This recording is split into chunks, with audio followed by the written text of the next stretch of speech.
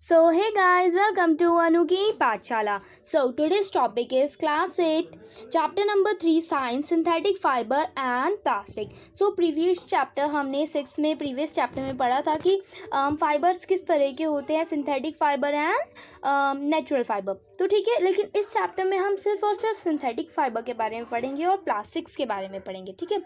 So first of all यहाँ पे आपकी एक डेफिनेशन आ जाएगी कि सिंथेटिक फाइबर होता क्या है. तो अगर आपको ये नोट करना है तो आप यहाँ से कर सकते हो. The synthetic fibres on the other hand are made by human being. Other hand नहीं लिखना है आपको.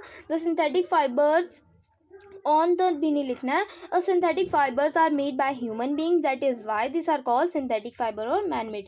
हमने प्रीवियस चैप्टर में पढ़ा था कि दो तरह के फाइबर्स होते हैं. नेचुरल फाइबर जैसे कॉटन, वूल, सिल्क एट्सेट्रा जो एनिमल और प्लांट से बनते हैं, इसलिए हम उन्हें नेचुरल फाइबर बोलते हैं.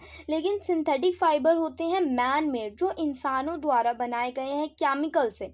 ठीक है. तो अब ये डेफिनेशन हो जाएगी एंड सेकेंड इसी पेज पे डेफिनेशन हो जाएगी पॉलीमर की. तो पॉलीमर क्या होता है हम पढ़ते हैं. आपने देखा होगा जो सिंथेटिक फाइबर होते हैं, लोगों ने नोटिस भी किया, लोगों को क्या लगता है कुछ कपड़े या ये फाइबर्स वगैरह बनते हैं तो वो डायरेक्ट बड़े मतलब ऐसे लंबी लंबी कतार में बन जाते हैं, लेकिन ऐसा नहीं होता. ये सब चीज़ें स्मॉल स्मॉल यूनिट्स में बनती हैं और फिर उन्हें जोड़कर एक जैसा किया जाता है. मतलब वो टुकड़े टुकड़े छोटे छोटे यूनिट्स में बनाते हैं और फिर उसे ज्वाइंट करते हैं, मिलाते हैं और फिर वो इसे हम each small unit is actually a chemical substance. और छोटी छोटी जो यूनिट होती हैं वो केमिकल की कुछ सब्सटेंस होती हैं. Many such small units combine to form a large single unit are called polymer. छोटी छोटी यूनिट्स एक बड़ा सा सिंगल यूनिट बनाती है जिसे हम पॉलीमर कहते हैं. और अब हमने मैथ्स में पढ़ा है पॉली को हम मैनी भी कहते हैं. पॉली को आप दूसरे तरीके से मैनी भी कह सकते हो. ठीक है. The word polymer comes from the two Greek words.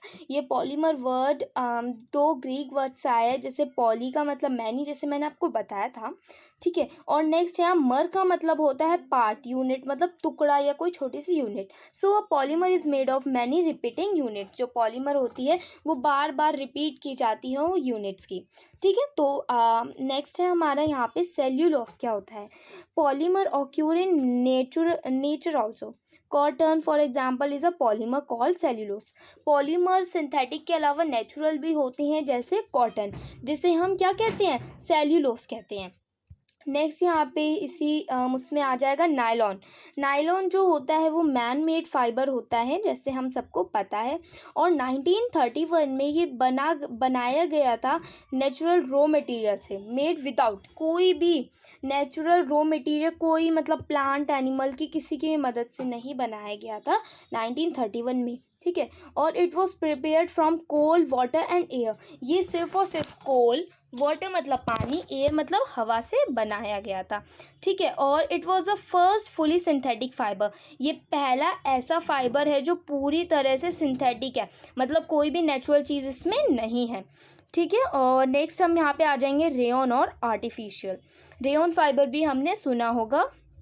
ठीक है. तो ये है such fiber was obtain by chemical. कुछ फाइबर्स केमिकल से बनते हैं. और ट्रीटेड ऑफ वुड पल्प. और वुड पल्प, वुड मतलब लकड़ी की पल्प से बनते हैं. उन फाइबर को हम कहते हैं रेयन और आर्टिफिशियल सिल्क. हम इसे आर्टिफिशियल सिल्क इसीलिए कहते हैं क्योंकि ये काफ़ी हद तक आर्टिफिशियल सिल्क इसलिए काफ़ी हद तक सिल्क से बनती है. और हमें पता है सिल्क कहाँ से आता है? सिल्क वॉर्म से आता है. तो ये काफ़ी हद तक सिल्क वॉर्म से मिलती है. और इसका प्राइजेस भी सिल्क वॉर्म से, सिल्क फाइबर से कम होता है. ठीक है. मिलते हैं अपने नेक्स्ट वीडियो में. तब तक के लिए bye bye, take care, stay home, stay safe.